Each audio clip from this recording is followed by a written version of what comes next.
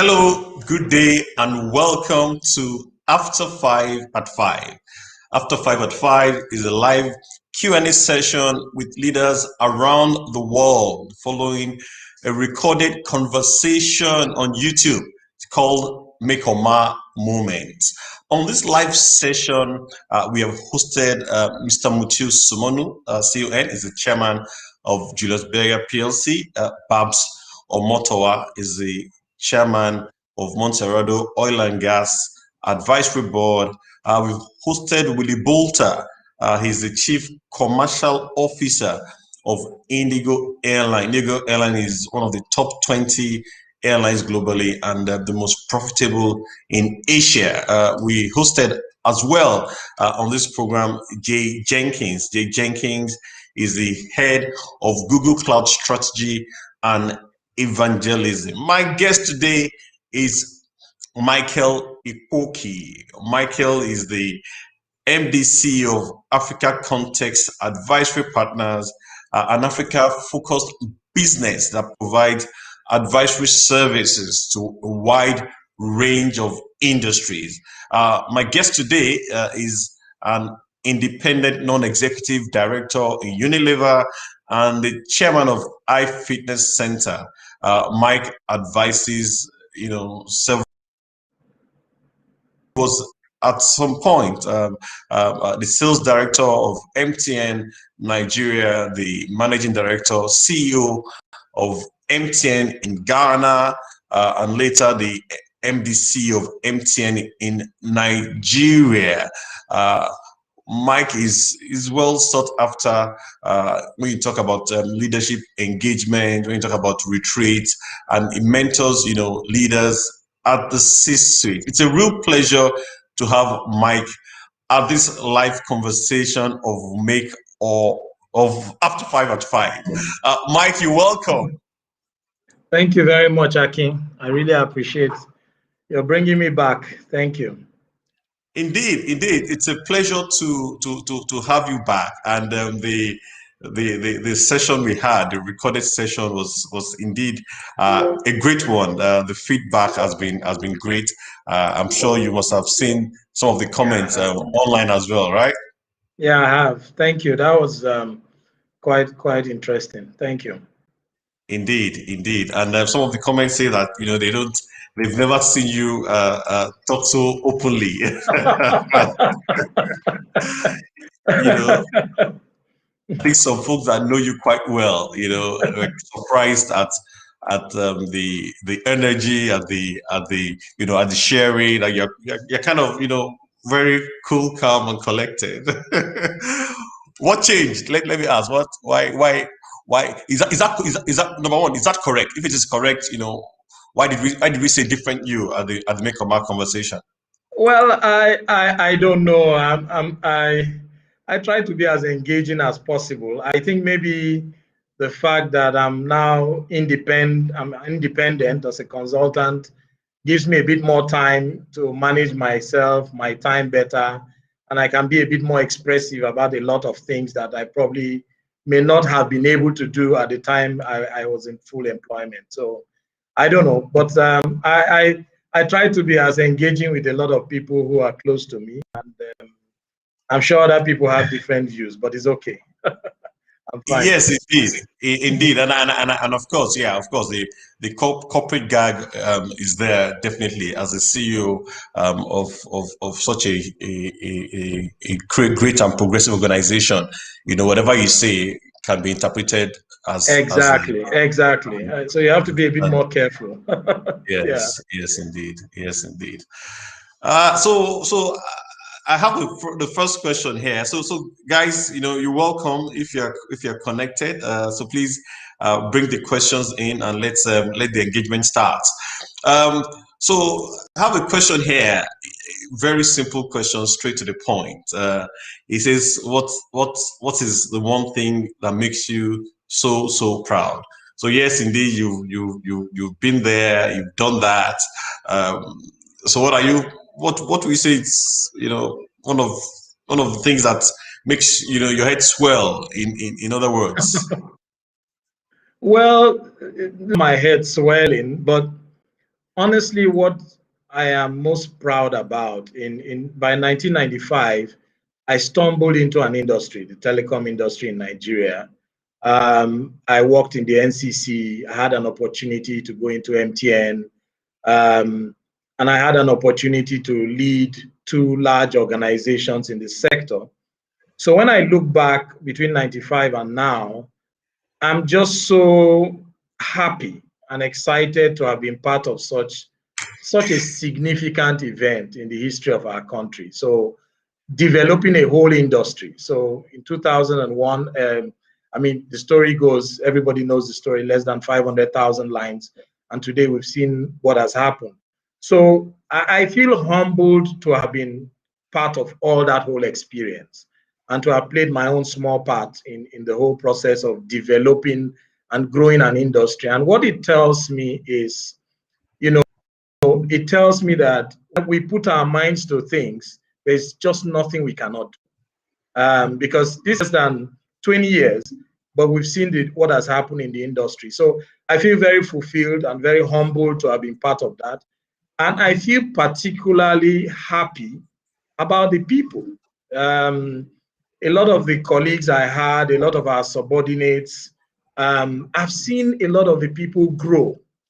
2 days ago, one of my staff who was in MTN Ghana is now the CEO of the mobile money arm of the business. And I sit back and I think about a lot of the young people at the time and where they were in their leadership journey, and I see them today becoming CEOs, general managers, executives. And it's difficult to explain how happy that makes me feel. And this is something that, for me, I just feel fulfilled. I feel excited.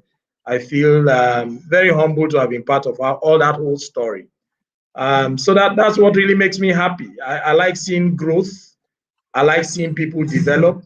I like seeing progress. I like seeing the fact that where the industry started and where it is today and where it is capable of going tomorrow. And it just tells me that we can do a lot more things in other sectors in the economy in Nigeria, and we can make things happen in Africa. Minds to it.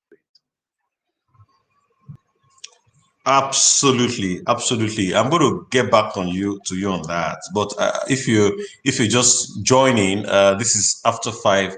At 5, my guest today is Michael Ikpoki. He'll be sharing his experience as a global leader and his views on entrepreneurship and how he develops himself. This is being streamed live on my Twitter account, my Facebook account, my YouTube account, and my Instagram account. So let me go back to your to 1995. Yeah. And I want to understand your journey. How you moved from being a regulator to being a member or a staff of the operator, and how you moved from that into a sales function with your background as a lawyer. Interesting. Good question. So, yes, I was a lawyer. I started, I was managing, I was in the regulatory department in the NCC. And when MTN coming, I was poached, as it were, to join MTN as a regulatory advisor. So the first couple of years, I was spending time managing the regulatory issues, managing the interface with the regulator. And there's a lesson in this which I think should not be lost on a lot of people. So what happens is, because of my role, I get to be involved across the business. I have to be ensuring that the business is complying with regulatory requirements. So I get to interface with the rest of the business quite openly. And over time, that gave me a bit of confidence, because having to represent the company before the regulator means you must understand a little more about the breadth of the business for you to be able to do that. And that was a lesson for me and a lesson to a lot of people about never limit the function that you are given. Because it could have been easy for me to say, hey, I'm just a regulatory advisor. I look at the rules and the regulations, but I had to understand the business well enough to be able to represent the business. And in the course of that, I had an opportunity where we had a CEO at the time, a new CEO, who I had the opportunity of taking to Abuja. And he said to me, I'm not sure I've told this story publicly, but I will today. And he said to me, I think you can do more than regulatory. And I wasn't sure what he meant. But later on, it became clear to me that he wanted to expand my role. I was in a general manager position in a functional role, but he said he believed that I can play in a commercial role. And that was really scary because I had never done anything commercial in my life. So something I'll share with you on your program, like I said, I haven't shared this publicly. So he told me, I want to move you to run sales and distribution in Abuja, in the northern region. So move from general manager regulatory affairs to general manager sales and distribution north. I mean, this is 360-degree different. It's almost like moving from one end of of your experience to the other end. You know, sales and regulatory were miles apart. Anyway, I avoided that discussion for 6 months. I literally avoided that discussion until it got to a point where the decision was taken that I should move even to commercial, to run sales and distribution. So one lesson there is that there are times that opportunities come that you don't recognize. There are people who see those opportunities or see the talent in you, and they challenge you. And I could have decided to say, well, you know what, I don't want to follow that path. I want to remain in my comfort zone. So moving me from regulatory to commercial was the starting point for me. And after that, obviously, I grew to become sales director. And by the time you're sales director, you are at the heart of the business. And it became easier with each role and performing well on each role. And that was how I had the career path into being a CEO. So I guess it's a big lesson there about the issue of being flexible. In the course of your career, you may have opportunities. And they may not be opportunities that you plan. There may be opportunities that spring up on you because people see that you have the breadth and the capacity to manage it. And I think you must always embrace those opportunities. And so what I did was embrace the opportunities, and the rest, like they say, is history. Good, excellent. Good story there. Good story there. I can see a comment by Fihin Folua. Am I late? Yeah, you're slightly late. We just started. Okay. But you can just stay tuned and go with the flow, even as Mike shares his experience, some of his experiences with us. So indeed, very good, insights. From we're moving from a support function, or rather a non-core function, to the core of business and actually even leading the business. Not a very common career path. I'm going to go to a question here, which is related to that. And I think that is, the question is based on the comment you made at the recorded session when you said, you never wanted to become the CEO, you never wanted to become, this or that you just came in and you gave your best, like you just grind and grind and grind. And your advice was for us to grind, and we'll get to the top, something like that. I'm paraphrasing now. It says, the question says, when you say come in and grind, perhaps maybe a colleague in MTN. It says, when you say come in and grind, there are hundreds of people in MTN who were coming in and grinding. What other factors were responsible for your accelerated progression through sales director to CEO Ghana and later CEO Nigeria? Okay, I can't claim to know all the factors, I guess, but I'll tell you those things that I think I managed to do deliberately. I think the first thing I think you need to do, which I'm speaking generally, is that you need to understand the job function that you're being given. Now, it may sound funny, but I'll explain. When I took on the role as regulatory advisor, or I took on the role, let me use the enterprise, the sales and distribution role. I was general manager for sales and distribution. I had never worked in sales and distribution before. It made sense for me to understand what exactly does this role entail. So if I'm a general manager, I need to understand the operations that I'm overseeing to a reasonable degree. I may not be an expert, but I need to understand. So I spent the first few months understanding the consumer sales, understanding logistics, service centers, understanding all the key areas for which I had oversight. It was important that I needed to do that, because if I don't understand the role properly, then I cannot execute to the mandate that has been given. So trying to understand that takes a lot of time.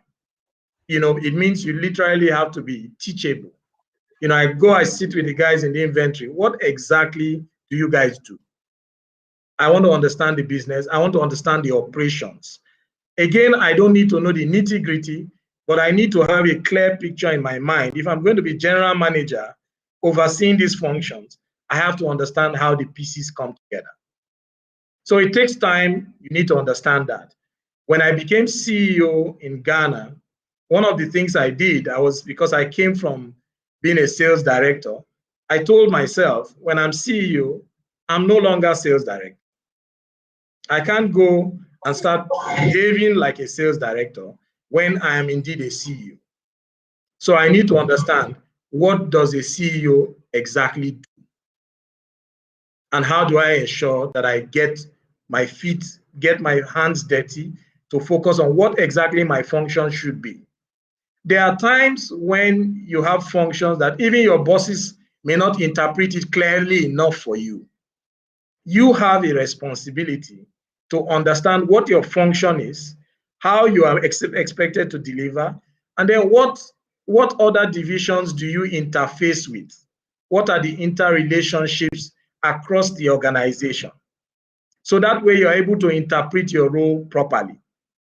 The better you understand your role, the better you can interpret your role, the better you will be in executing the tasks. And the better you'll be able to even exceed the expectations of your leaders. So that's one.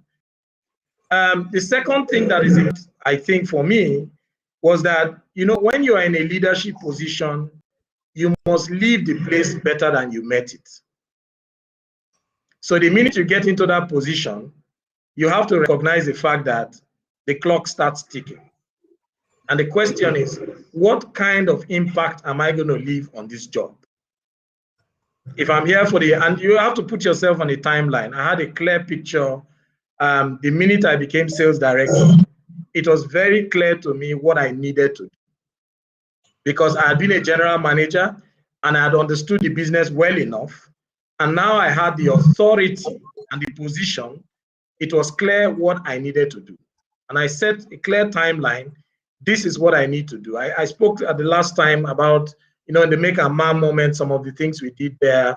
I don't want to go through that all over again, but it was clear what I needed to do. So have it at the back of your mind. You must leave the place better than you met it. So clearly on each of those roles, there were clear milestones. If I'm a CEO, I need to ask myself, what are the one or two things that I'm going to do that can reposition this business for sustainable growth? So in Ghana, for example, one of the key things we focused on in 2011, 2012 was, how do we build mobile money? Because we recognized that that was critical to the continuous growth of the business. It was a strategic differentiator at the time. So we got support from the group and we focused on that. And I had a lot of great teammates. Some of them are CEOs and VPs now. And we all worked on that to develop that strategy and make sure that we put it on ground, such that today that business is growing in leaps and bounds. And one of the key drivers for that is the differentiator that mobile money created. So in each role, you have to meet the place better than you met it. You have to have a clear picture. What do you want to do? It has to be clear, in line with the function that has been given to you. You must make the place better than you must make it better than you left it. And then the last thing I think that for me is important is you must also develop systems and people. It cannot be that everything is built around you. I mean, if you're a leader and you build everything around you, and the minute you step out, everything collapses like a pack of cards, then you've done a really poor job. You have to build the systems that will ensure that whatever small contribution you have made on the role will continue to inure, and then whoever comes after will build more and more and more on that. And that means building the systems and building the people such that you should be able to mimic yourself in the people that you lead. So when you leave the stage, there are other people who can develop and even improve significantly on what you started. And one other thing that is important is that it's very dangerous if as a leader you're not developing people, because you may get yourself into a trap whereby you become so central and so important to everything that the system cannot do without you on that particular role. You've put yourself in a trap. So you literally have to build the systems, build the people, build the logic, build the rigor in how the system works and how the people think about the business, such that when you go, guys can take things forward from there. So I don't know whether I've answered the question. So I've talked about understanding your role, interpreting your role very clearly. I've talked about being clear about the kind of impact you need to make. It cannot be that you stay on a role for years and nothing has changed. It just doesn't make any sense. You have to be ready to make an impact. And sometimes there are big and audacious plans, and you have to be ready to see them through. And then 3, you have to build the right kind of systems and the people. You have to build the right kind of people so you don't get yourself caught up in a trap where you become too central to everything. It cannot be that you build a system around you. Every system must outlive a leader. A good leader develops a system that outlives him or her. So I don't know that if that helps, and I could. Those are some of the things that guided me on each role. So on every role I was in, I had a clear plan of what I needed to do. I didn't do all, obviously, but I did as much as I could, well enough to be able to proceed to the next role, feeling fulfilled that you've played your part and you've contributed meaningfully to the growth of the organization. Excellent. Thank you very much. Mike, for that. If you just join in, this is After 5 at 5. My guest is Michael Ikpoki. Michael is the Managing Director, CEO of Africa Context Advisory Partners. He's been sharing his experience as a global leader, his views on entrepreneurship and how he develops himself. And, this conversation is being streamed live on my Twitter account, my Facebook account, my YouTube account, and my Instagram account. I can see the comment section is getting quite busy. I've lost so many comments already, but I can see Emmanuel Oloronshola says there's a lot to learn here. I'm glad I'm here.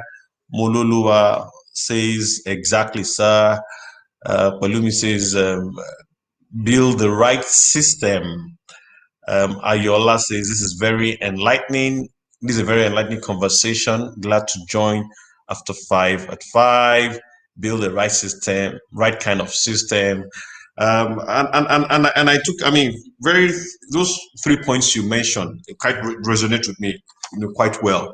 Of course, the first thing is to understand the job. That's key. The second thing about making a difference. I have a mentor who tells me that you need to when you leave a role, there should be a few things that they will remember you. Okay, this thing or this money, yours is money what? Money in Ghana. Your money okay. Mobile money. Mobile money. Mobile it's okay, money, this yeah. mobile money. This was me and yeah, but I think the third point is particularly important because it's not about yourself. It's about building a team. It's about building a system. It's about building people. I think that's really key, because sometimes we can get into the whole space about it's all about me. And I think that part is important, because when you build people and a system, then whatever you have contributed in building, it can only grow better and better and better. Indeed, indeed, Yeah. indeed. And I was going to say that, the third point also resonates, quite well. And one of the things that I took away, working for Richard Branson, is this your third point, developing systems and developing people. And you find out that every one of us, at least at that time when I was there, and I'm sure it is now going forward, we just think like Richard Branson. We want to make a difference, want to make work fun, want to make work unconventional, want to dazzle the market. And you see a lot of that replicated across the globe. And he's hardly involved in the business, but is all those things like culture, is there, permits build of the system. So very good response, Mike. So I have a question here. It says, do you think education is relevant to becoming a great leader and being effective at a given role? Since all school offers is a certificate. Yeah, look, education is it's more foundational, I guess.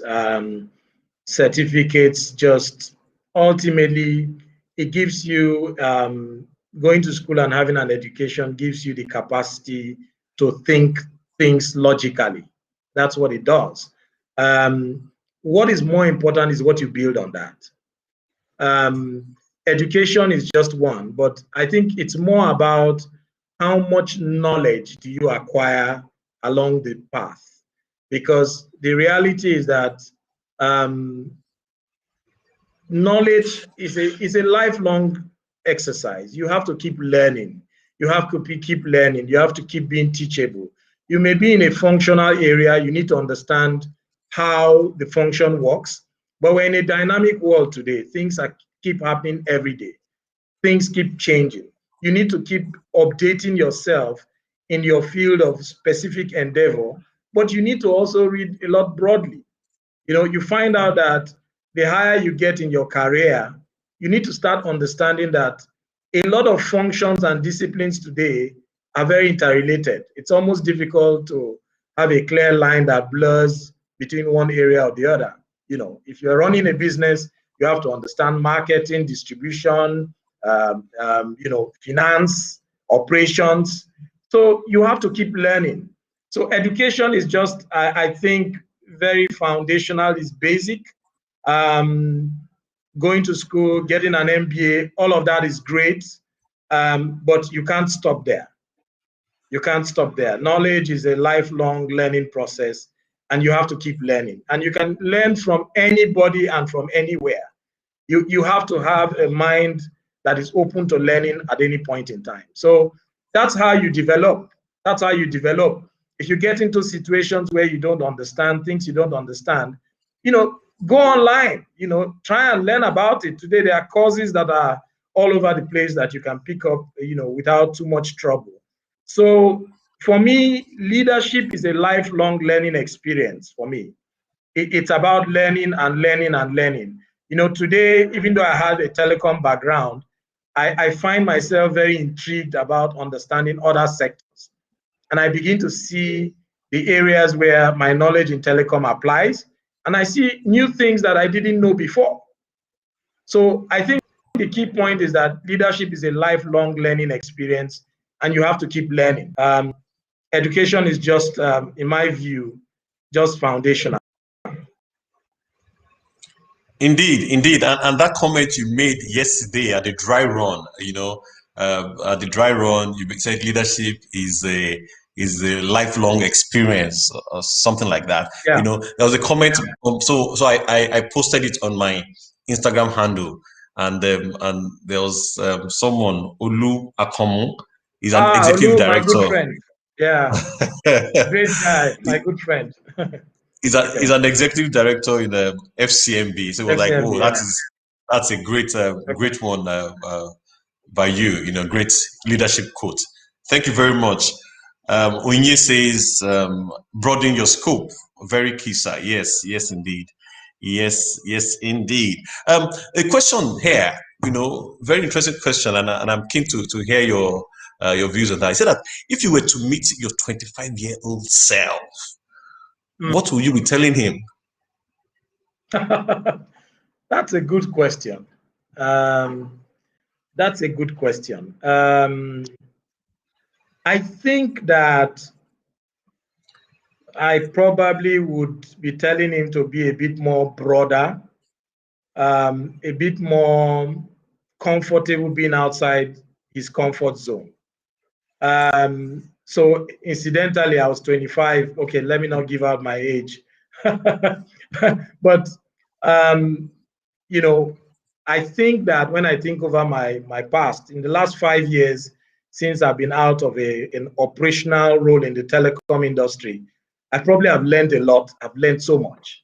I asked myself, oh my God, how come you didn't know a lot of this stuff before? Well, because very involved in what I was doing, my functional role. I feel like if I had to ask myself, talk to myself 25 years ago, I'll be a bit more deliberate to be playing outside my comfort zone, learning a bit more about what I do every day, being more deliberate about mentors. I think that's one thing that I've learned a lot in the last 5 years, which is just talking to people who've gone ahead of you and learning from them. There's a lot of knowledge and wisdom in a lot of people, but you can't do that if you are not deliberate about building the right kind of relationships. I probably would have done that a bit more. I probably would have been, again, more adventurous, trying to learn a bit more, much more than what I was directly focused with at that point in time, and try to make my life a bit predictable. Because I think my life was quite predictable. Everybody knows I'm at work all day. On Saturday, I'm playing golf. On Sunday, I'm in church. I think I probably would have tried to be a bit more, learn a bit more, talk to a few more people. And one of the things I've also seen is that you really never get to understand things if you don't see things from people's own perspective. And it's very easy for you to have a fixated view based on your own experiences. So for me, I think I probably would have been a bit more again, out of my comfort zone. So I'm doing that now. So I'm hoping to catch up on whatever mileage I may have lost in the last 25 years. Indeed, when you started off, saying that a bit more broader, I'm like, okay, of course, from someone, I mean, from an observer, someone who studies to be a lawyer, to be, arguing cases in court, or Yeah. maybe working as a corporate lawyer, to being a regulator, and to now going into the telecommunications industry, then getting into the mainstream and sales and marketing and becoming the CEO. I was like, okay, where is that coming from? But the context you gave it, makes it clear. Yeah. Indeed, Yeah. indeed, Yeah. indeed, indeed, indeed, indeed, indeed. So there's a question here about underperformance. How do you Yeah. manage underperformance? It says that Mike, concerning leadership, how do you manage people who are not growing as fast as they should in the role they are given? Okay, well, underperformers, I think the first thing is that in every organization, you must have a clear process of how to manage underperformers. Why is that important? I think it's important so it takes away subjectivity, because it's very easy for people to have a subjective view of other people. And it's also very easy for people to abuse the authority that they have. So it's important that you have a clear framework around how do you handle underperformance. So first of all, how do you measure their performance? Okay, so you must have clear KPIs, and there needs to be transparency as to what you are measuring and what the outcomes should be. So what is the picture of success? If I tell you you're a salesperson, for example, there's a clear target or a number you need to deliver at the end of the month based on a global or a broader target. There are some roles that are not that specific, where some of the deliverables are not that clear. You need to clarify, because you need to be fair to the people in the role, whereby there needs to be a clear understanding that I understand what I'm being measured against, and I understand what I need to do to be able to deliver. It needs to be clear. I think that is foundational, because if you don't have that, then there's too much room for too much discretion, and sometimes that can be abused. And when you have that, you also need to be clear about, so there are times people do not perform well for different reasons. And you need to understand, in certain cases, people may not perform tools to do the work. The question is, are you giving the people the right tools with which they can execute the task? Sometimes it could be about, okay, well, I don't have as much knowledge. Now, remember, you were recruited because you were expected to have knowledge. So there are times that you're expected to upgrade your knowledge. And in all the cases, you don't expect your employer to do that. You also have a responsibility to do that. But I think the important thing is that once you are clear on what the roles are, there's clear understanding of the deliverables, you try and confirm that there are no limiting factors that affect the performance, and you are sure about that.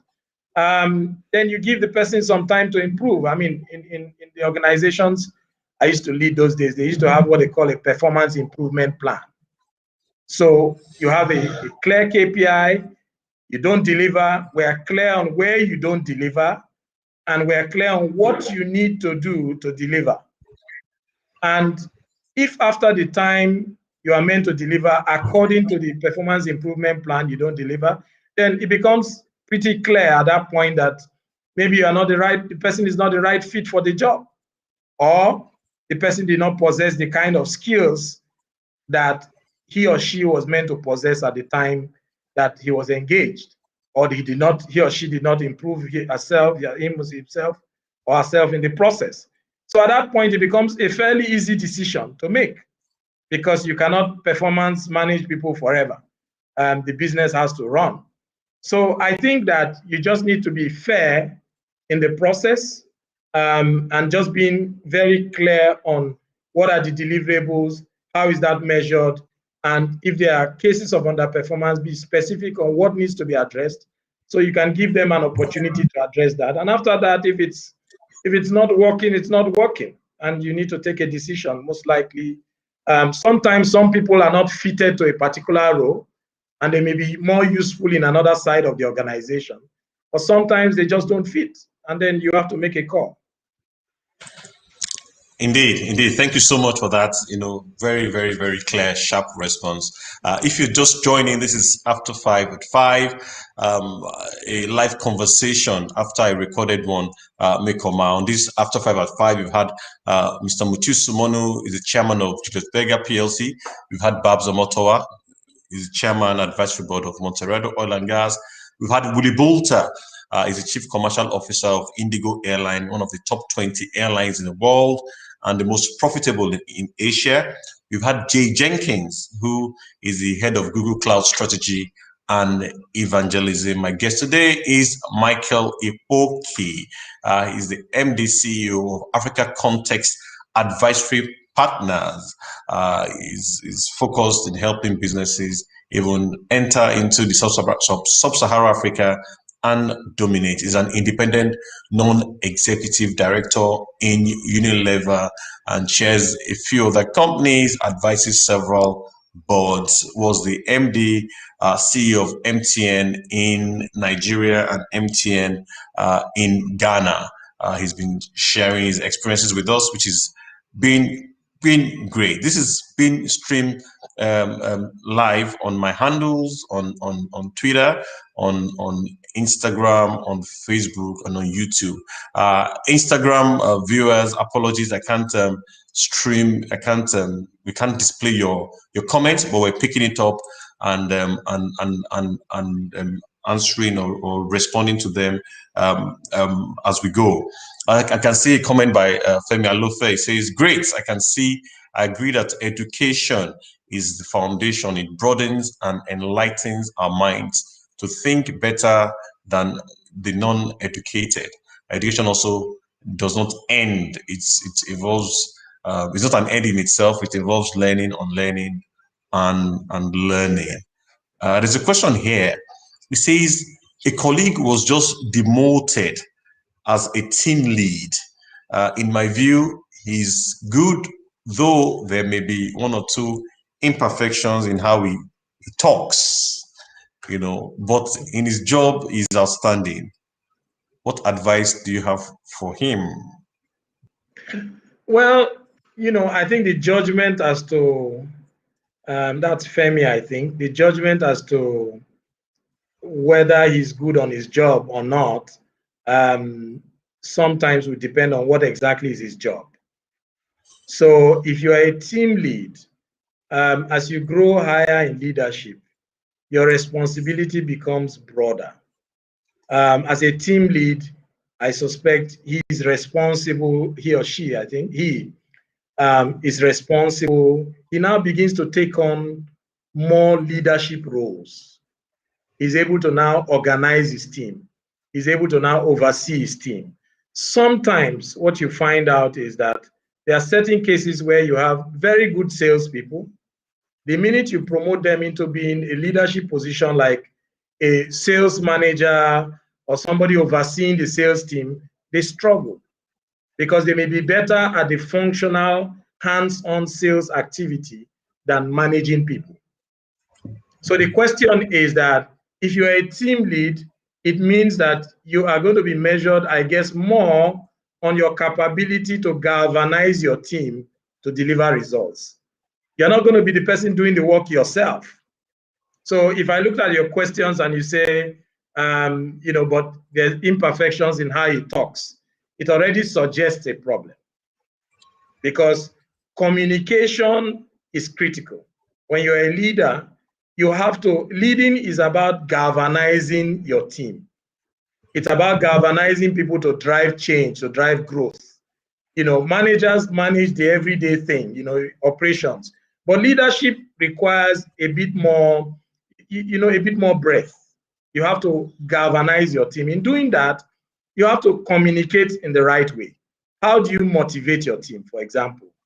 How do you encourage your team? How do you support your team? How do you get the best out of your teammates? That's your job as a team lead in any particular area. A team lead is meant to get the best out of his team. And if that's not happening, then there's a problem. I'm just giving some first of all, to challenge your hypothesis. So that may be a problem. I've had situations where we've had one or two people I know in my career who were very excellent salespeople, but not great managers. And they had to be trained to be better managers. They had to be trained to be able to encourage and support their teammates. So don't come and tell the team what to do. You must create an environment where the people know what to do. And you can understand what's going on.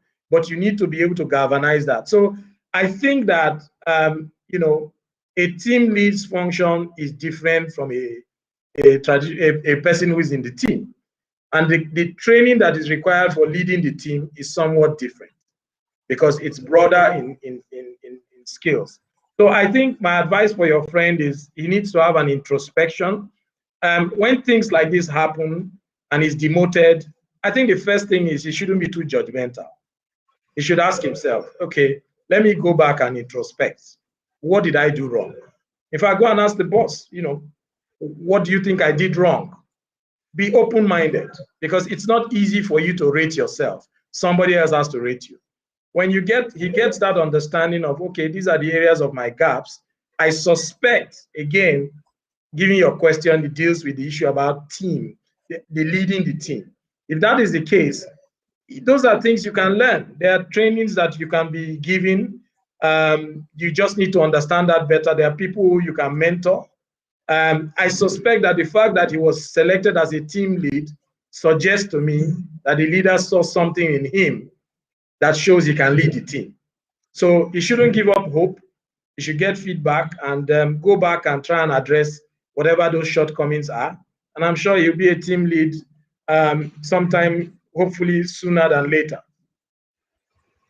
Okay, thank you very much, Mike. A question here, how do you manage as a leader, staff that are high performers but are rebellious? The person put the quote rebellious, i.e., perhaps they're independent minded, they don't defer to you, but they get the job done. They're paying, they're not probably not team players, but they get the job done. They're good at their job. How do you manage such people? Okay, so if I understand that right, a rebellious, I think in management, there's a term that they use for people like that. They're called competent jerks. So they're very competent at their job, but they are not good for teamwork. They work poorly with teams. They create negative energy, and over time, they can be toxic to the team.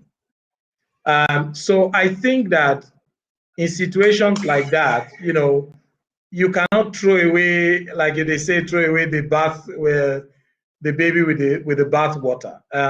If somebody is skillful on his job, that is important. But it is even more important that you build team chemistry. Every organization, I think I spoke about it the last time, the importance of culture. Building a culture in the organization is critical.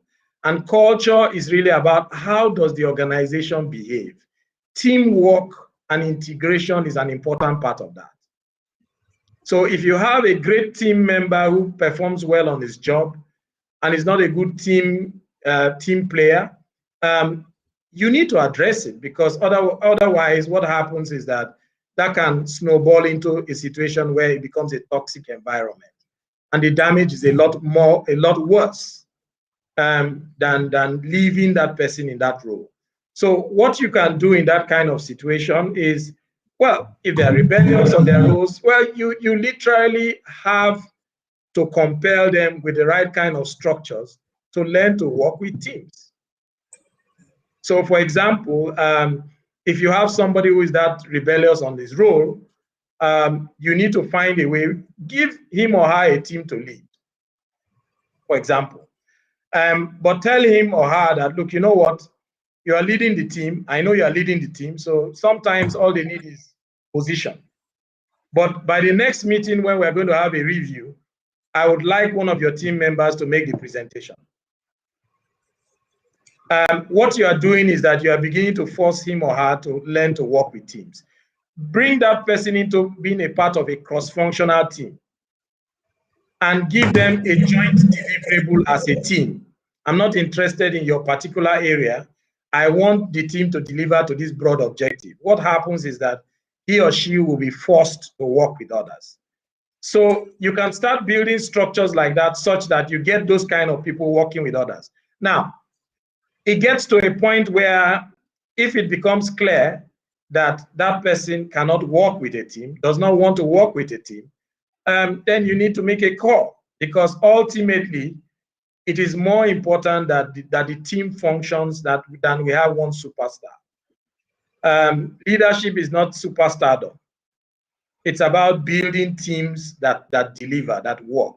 It can't be that you are the superstar of every situation, and without you, nothing happens. Because what happens is that if you don't deal with that situation, that person starts creating a toxic environment, other people get demotivated, and it affects the output. Remember, he or she is just one person. So I think competent jerks, and these are not my words, I'm not abusing anybody. This is a management term. Competent jerks, they're useful. You need to find a way to integrate them into the team. And if you can't, then you need to take what steps you need to take. so that you don't create a situation where such person now creates a toxic environment that has a much more damaging impact on the organization. Good, good. Thank you very much. I can see the comments on Instagram. They are collaborating the comments.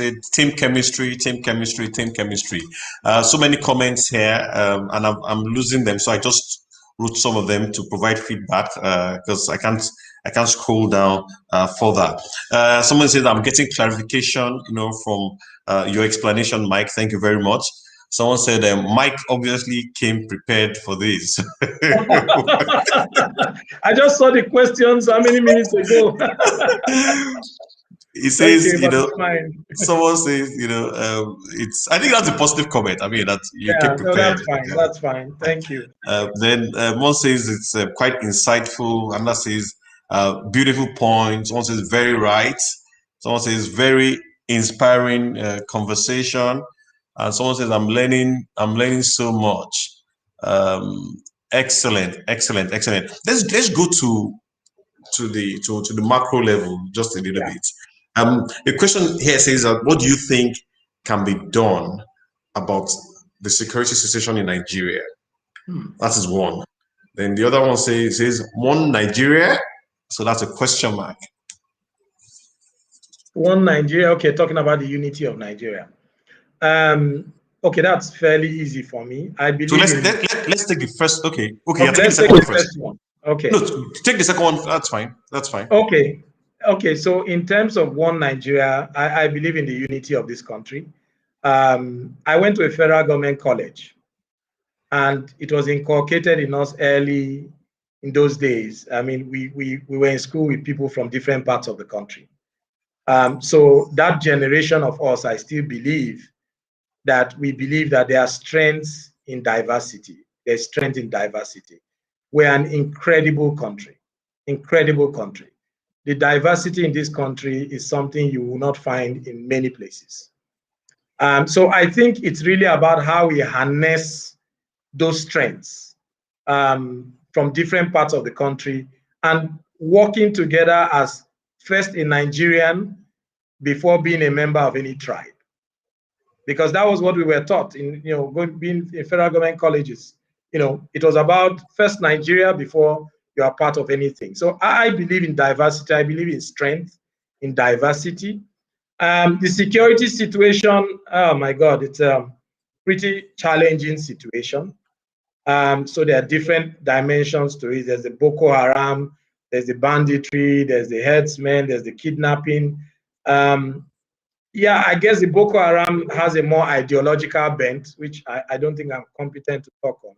But what I think that is central to everything is security. I think the economic issues are the root of the problem.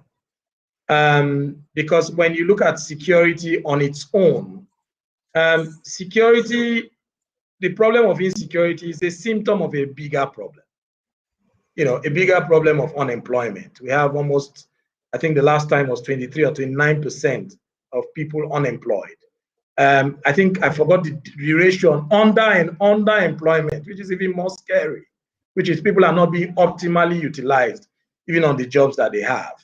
So I think the root of the issue is there's an economic challenge, which obviously we are all aware of. Our economy has contracted year in, year out. Even despite COVID, we've seen the contraction. Yes, we talk about coming out of recession, but fundamentally, we have an economic problem. We have more people in poverty than it was the last couple of years. It's regressed, it's gone in the wrong direction. So I think at the root of the security issue, I'm no security expert, but I think that the issue is the economy, because if you have kidnapping, they're asking for ransom. It's about money. It's about getting more jobs, and creating an environment and an economy that can lift more people out of poverty. So I think that's the root of the problem. And, we can talk about what we need to do about the economy till we're blue in the face. I guess the other key issue about the security is in any kind of problem, you need to understand the root cause. yes, the economy is one, but the dimensions of the security problems we're having across the country, there are certain patterns and dimensions, and obviously we need to understand what are those patterns and be sure that the remedial steps we are taking as a country are addressing those challenges or addressing the patterns that we see. So I don't know much more to say. I don't know whether I have much more to say on that. The security problem is puzzling to everybody as it is to all of us. But I think fundamentally we still have an economic issue. And if we don't address that, and if we're not improving our economy and addressing the things that need to help us improve our economy, it shouldn't be too surprising that we have security issues sprouting out all over the country. So I guess the heart of it is, in my view, is really about how we need to address the economic management issues. Yes, thank you very much, Mike. And the unemployment rate is actually 33%. 33%. 33%, yeah. Yes, 33%. That's and when you combine the inflation rate, which is 18%, driven largely by the food inflation. Food inflation is 22.9 or 23%. When you combine inflation, when you combine unemployment rate, which is 33%, and when you add the fact that the economy contracted the previous quarter, the last quarter, there was negative growth, then what you have is actually stagflation, not inflation. Yeah, I think there's another term the economists use. It's called the misery index. So when you add unemployment to inflation, Indeed. And the higher that number is, the worse it is. So if you add the unemployment at 3% to inflation at almost 20%, there you go. Absolutely, absolutely. So that brings me to the next question. It says, how can a business make money with inflation off the roof? Look, it's a very valid question. It's a very valid question, and I think that a lot of businesses are struggling with that same challenge, because with inflation, it means that your costs just skyrocket, and the challenges with the purchasing power. If you're in a particular space where consumer demand is driven by purely consumer demand, then you have challenges in terms of making sure that consumers are able to afford your product. So I think that, I was speaking to somebody a couple of days ago, and their business is going through a fairly tough challenge. And one of the things we were saying was, maybe this is a time, it gives you an opportunity to just revisit everything about your business. Because when you have a situation where inflation is at 18%, the direct hit on your costs, you're probably going to ask yourself, let's go back to the fundamentals of our business. What products are we selling? And that's where innovation comes in. Is it possible that we are reading the market well enough? In which case, is there an opportunity for new products that we could sell that come at a cheaper cost that enable us to keep better margins? And I think if you think about what happened with the pandemic, a lot of businesses pivoted into new things because they recognized that their core business, they couldn't provide some of the services, especially for those businesses that are very dependent on interaction with customers. So I guess it challenges every business to ask yourself, am I in the right business? One thing you can say is that you can say I'm providing a service, but there's a bigger question of, am I in the right business? If I'm providing a hospitality service, or I'm providing a specific service, so for example, if you're providing, you have a restaurant and all of that.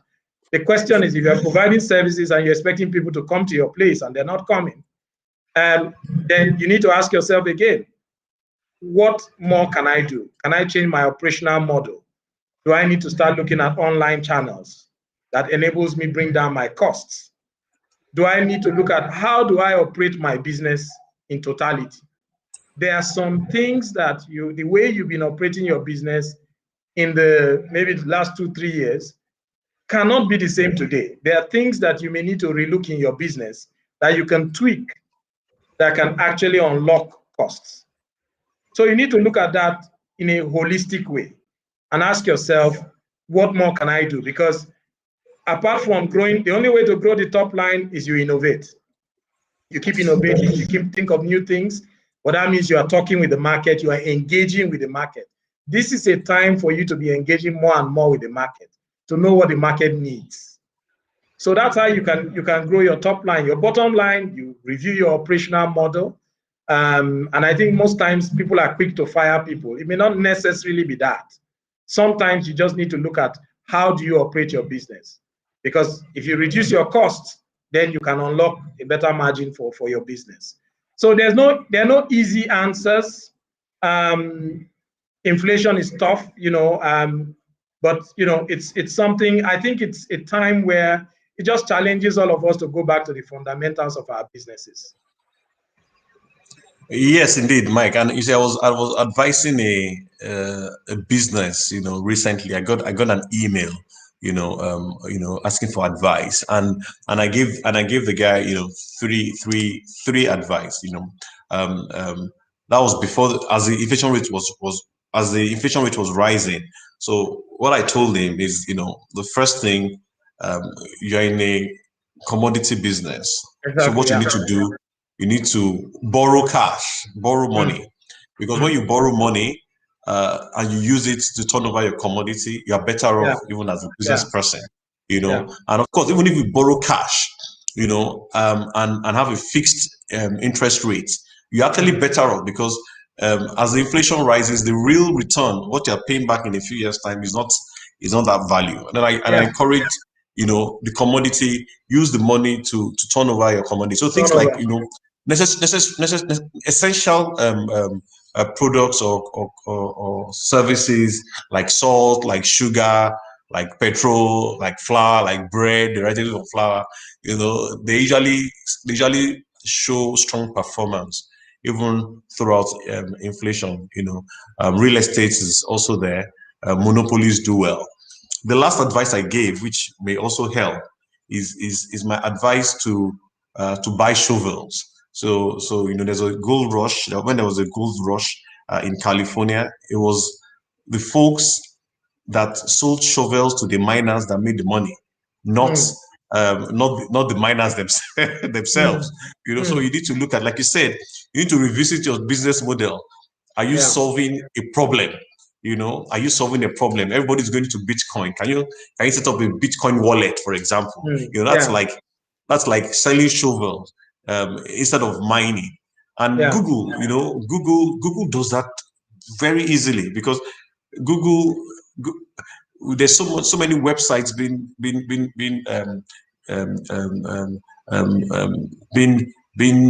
done or being released every minute, every hour. But Google just bring them up, provides the platform from them. And last year they made about $120 billion just on adverts. So that's the kind of thing that I will advise during inflation. If you can think, like you said, we think your business model. Is this the right thing? Should we rush for gold or sell shovel? I think in good times it's easy for you to just reap returns, but you just have to continuously challenge what is your business about and understanding the model inside out, both in good times and in bad times. And it's not a shame. It's not a shame. Go ahead.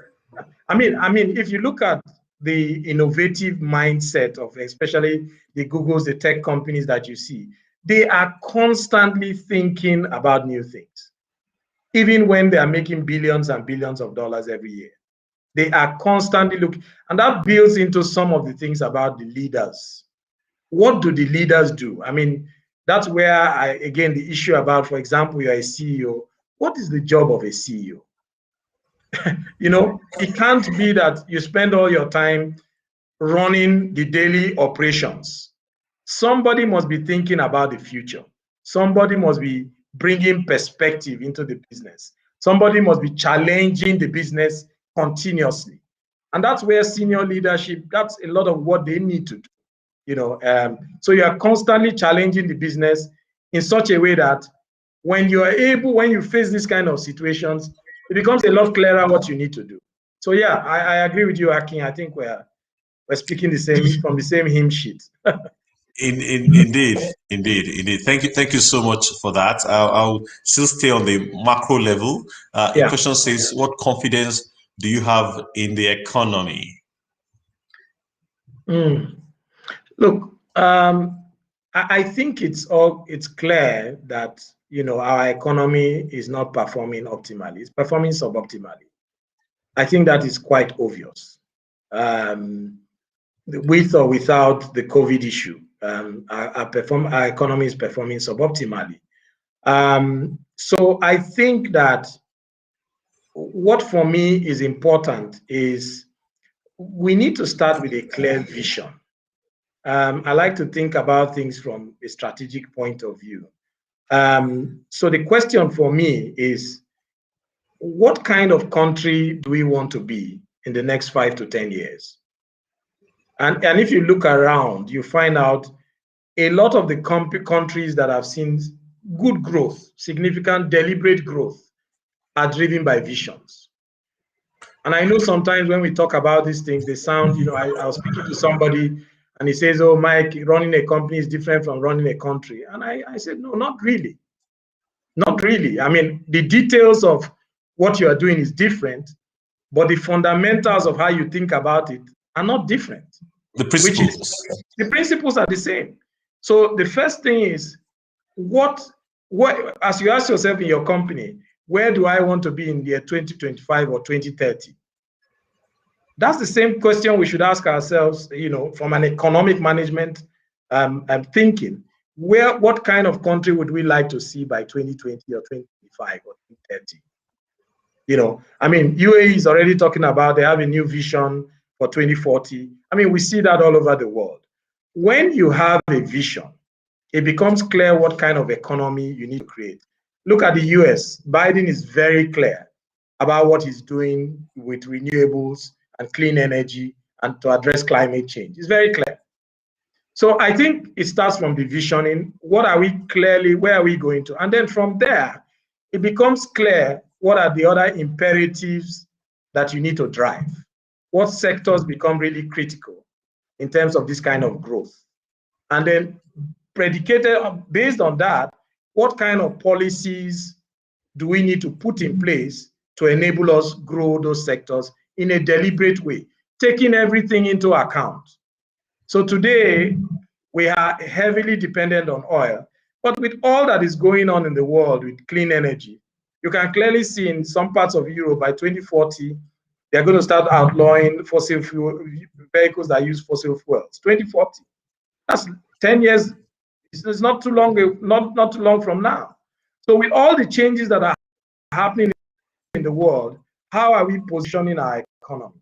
And then it drives down what kind of economy we need to have, what sectors need to be driven, and how do you deliberately incentivize certain sectors? So it all, and then that all cascades down into clear accountabilities. Again, my analogy between running a country and running a company. Companies are successful because you have a CEO and you have a board. The CEO has targets. If the fellow doesn't deliver the target, he is out. Yeah, we do that through elections, so that's easy. But the important thing is that they are measured. The CEO and the executive team are measured to certain deliverables. How well are we doing? So that for me is one area I'm not sure. If you have a situation where a minister can be a minister for 5 years and does nothing, there's something wrong about that. It's really, so again, back to the model of clear vision, what does that drive in terms of imperatives, specific sectors in the economy? And it would also mean that you have sector-specific targets. By how much do I need to grow certain sectors? Electricity is critical to all of it. If you don't grow electricity, then other sectors cannot grow as fast. So it becomes clear on what you need to do to incentivize those sectors. I think if you remember in 2001, when the GSM operators came, there was a deliberate government policy to support the operators So they gave them a 5 years tax holiday. That enabled the operators to invest, and over time were able to grow. So I guess what I struggle with is, just a clear vision. Where are we going to? How are we going to get there? What imperatives need to be in place? And how do we get more accountability in the economic management in this country? And of course, there's also the part of interface with the private sector, because private sector also has a role to play. I think there are lots of organizations, NESG, Lagos Chamber of Commerce. These are all organized bodies that can work with government. And there's a lot of all that discussion going on. But from my point of view, I just don't see a clear picture. Maybe I'm not getting the information I should, but I just don't see a clear picture. And that's what we need to see a lot more of, and a bit more sense of urgency around specific accountabilities of where we should be by when. What all that will do will begin to drive a much more investor-friendly environment, because I think that's the heart of the problem. If we have an environment that is not as investor-friendly, then capital will go to the markets that are more investor-friendly. It's as simple as that. So I think it's a lot of that needs to come together. I'm no economist. There's a very competent economic advisory team that advises the president. I know a few of them, very competent gentlemen, and I'm sure that they are speaking a lot more of some of what I'm saying, and a lot more, I'm sure. Thank you so much. If you're just joining, this is After 5 at 5. My guest today is Michael Ikpoki, the MD CEO of Africa Context Advisory Partners, and he's been sharing his views and his experience as a global leader, his views on entrepreneurship and how he develops himself. Mike, I can see we've actually done 1 hour 15 minutes. I want us really? to. Wow. Yes, indeed. How time flies. I'd have quite a number of questions here. I would like to cover some of the questions that were sent in earlier, because that was my promise. So if you can just keep them very sharp, sharp and short, so that we can round off in another 15 minutes. Let's aim for that. I know it's difficult because you like to provide context and make sure that the questions are well answered. So I'm kind of putting you on the spot. So please oblige me. So you've talked about electricity. There's a question that says that when you were the MD of MTN, that you must have seen a lot, right? So what do you think is responsible for the lack of electricity, and why didn't you shout? All you business leaders and corporate leaders, why are you keeping quiet about the situation? Yeah, look, we shouted. I think we shouted as much as we could at the time. And I'm sure the shouting is still ongoing, because electricity is obviously a key cost for not just companies like MTN, but indeed for most companies in Nigeria. So what do I think is responsible? I guess I don't know the sector as well as telecom, but I guess that clearly it appears to me that there are some issues around pricing, regarding the issue of having a cost reflective tariff that enables the players in that sector to be able to invest. And what I read also is that the value chain, obviously there are challenges in the value chain. Again, because of the fact of it not being as cost reflective as it should be. So that way they are not able to invest as much as they should. What I do know is, if I look at what happened in telecom, and I think is a great model, was a situation where, there was a transparent auction, there was a very strong legal and regulatory environment that was put in place to support the new players in the industry. There was a policy framework. I talked about the pioneer status that enabled the operators to settle in, given the amount of money they had paid upfront for license fees and for capital investment.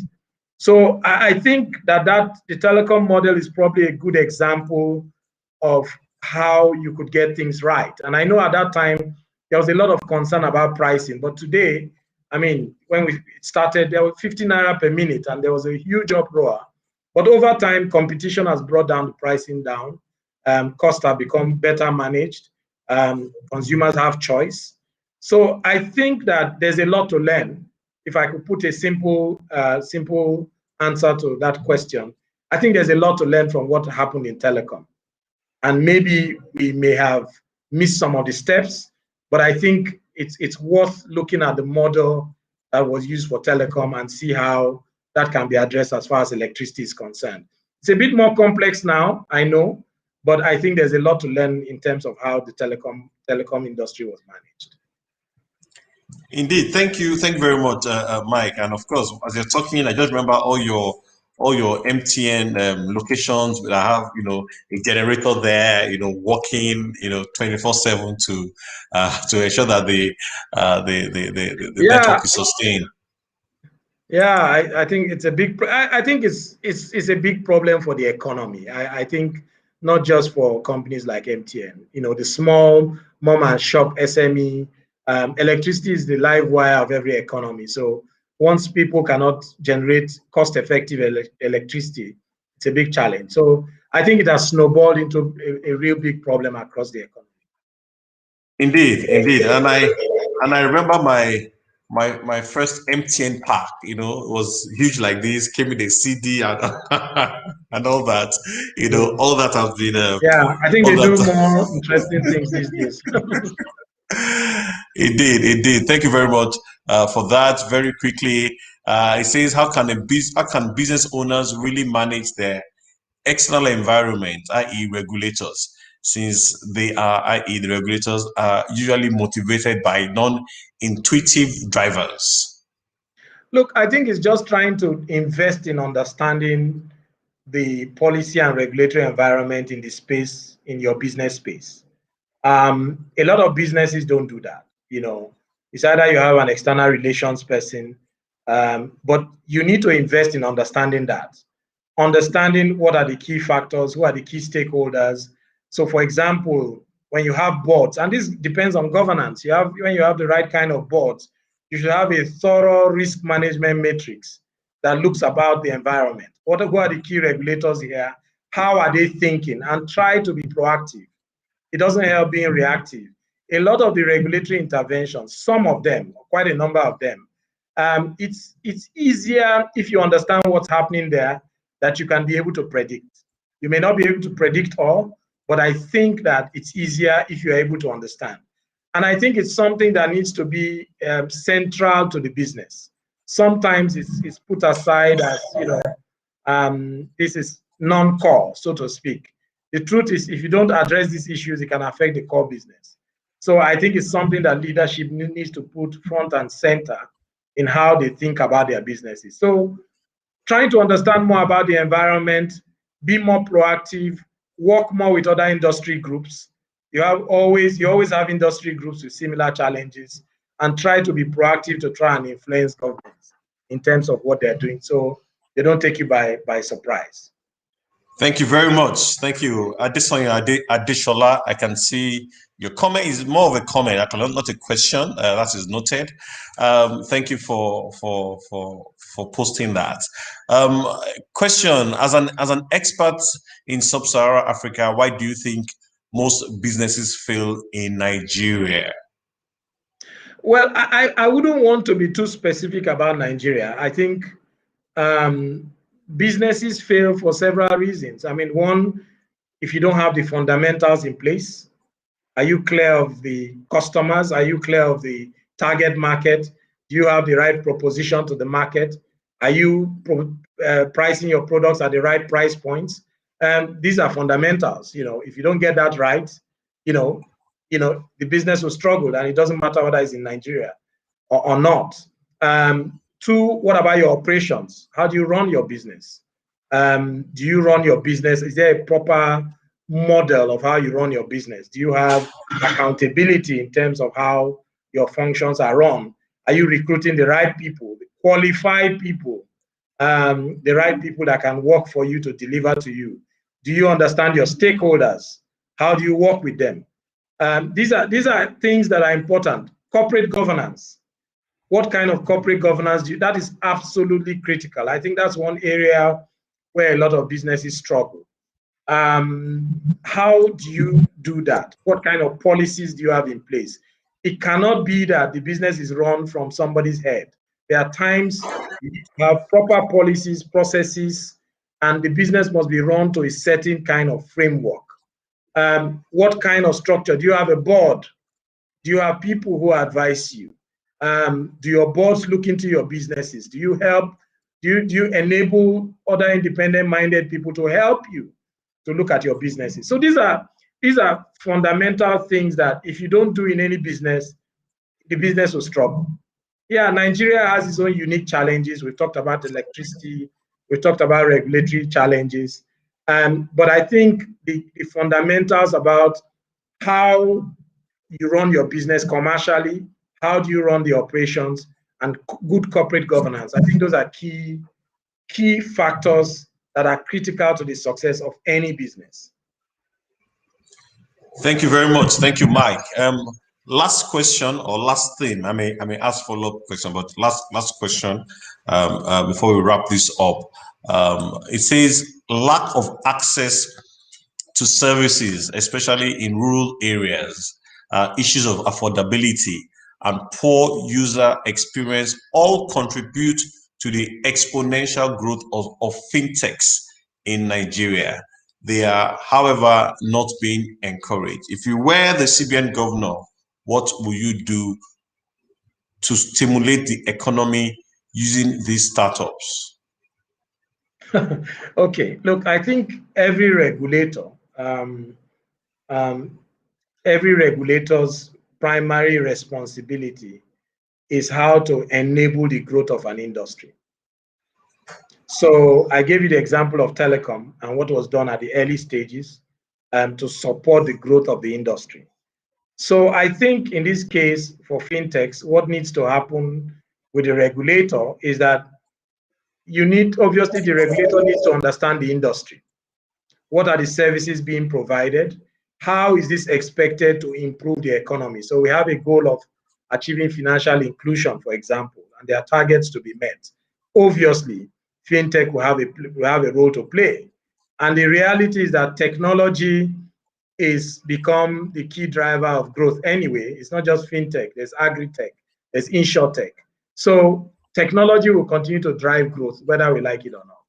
So what is important is the regulator needs to understand what is important to support the growth of this industry and put the right kind of policies in place to support that growth. Now, every regulator will always want to look out for things that may create problems or distortions. But I think the key point, the key responsibility of a regulator is to put frameworks in place to support the growth of an industry. So I think that's what needs to be done.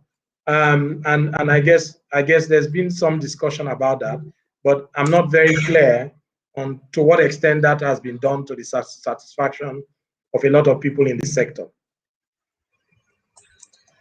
Thank you so much, Mike. Thank you. So before I wrap up the conversation, is there any last words or last thought? Your last word actually at the Makeover was very powerful. Oh, really? If you recall, yeah, it was very powerful. So is there anything you want to leave us with? Any thoughts you want to leave us with, Mike? Okay, well, I guess first of all, thanks to everybody who tuned in. I was quite flattered to see quite a number of people coming onto the platform. So I guess the fact that you came on board means you wanted to learn a thing or two. I hope you've been able to leave with something. I guess the fact that everybody having this discussion, for me, the heart of everything is leadership. I think leadership it's at the heart of a lot of things. I know a lot of you are trying to build your careers, you're trying to build your businesses. By the way, I also realize running a business is part of a career. So sometimes we tend to use career in a limited sense. And I guess what is most important to me is understanding the role of a leader. In some of the companies I advise, I kind of stumble on the responsibility of mentoring some of the leaders, because you kind of see that sometimes they struggle with understanding what their role is all about. a leader's job is really about galvanizing change and galvanizing growth and developing people. And like I said, leaving everywhere you go to better than you met it. And that takes a lot of humility. It takes a lot of rigor. It takes a lot of learning. It takes a lot of interaction. It takes a lot of mentorship.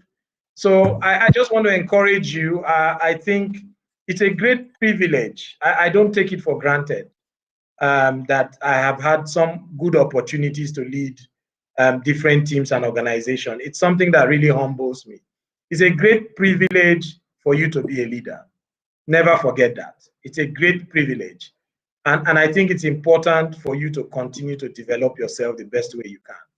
So I just wish you well in your respective leadership journeys, and the better leaders we're able to create in our small pockets.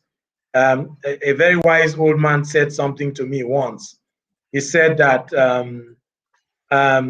you need to create an oasis. When you create an oasis and you get like minds, it begins to create a stream and an ocean with time.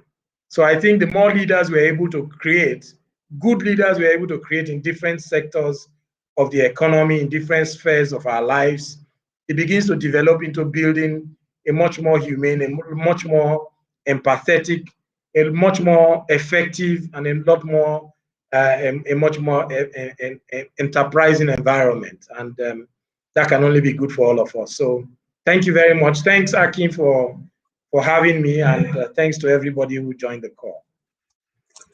Thank you so much, Mike. Thank you. It's been such a pleasure to host you, and thank you so much for all the insights and the perspectives. You're very, very great.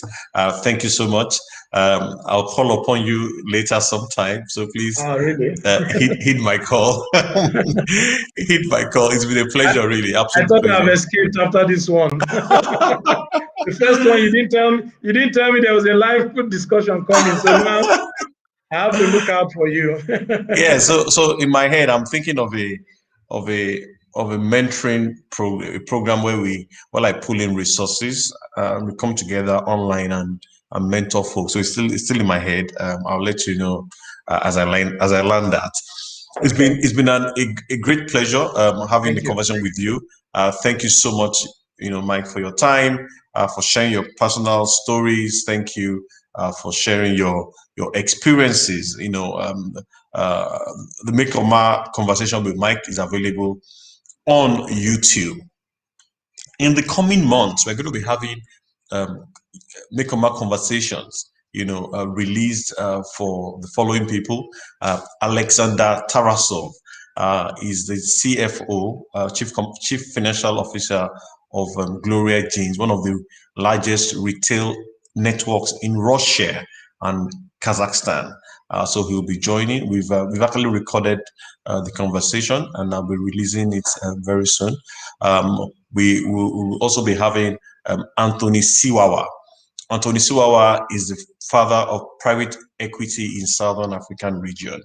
He's the MD CEO of Venture Partners in Botswana, and also the chairman of Tenri Industries in Botswana. It's also recorded already, and we'll be releasing in next week or next month or thereabout.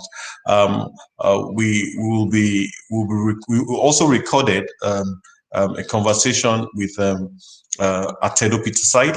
Is the founder of Stanbic IBTC. That will also be released soon. We've got confirmed slots for a conversation with Mark Pattenden. Mark Pattenden is the senior vice president designate for Canada for Shell. We've also got confirmation from Nathaniel Bassi. He's an award-winning minstrel and music minister. So follow me on Instagram, on TikTok, on Twitter at the Akin Monehin, and on Facebook on I am Akin Monehin to get notifications.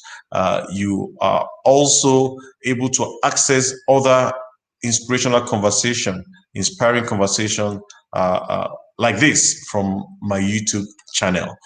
Remember, you don't have to be great to start, but you have to start to be great. Have a good day.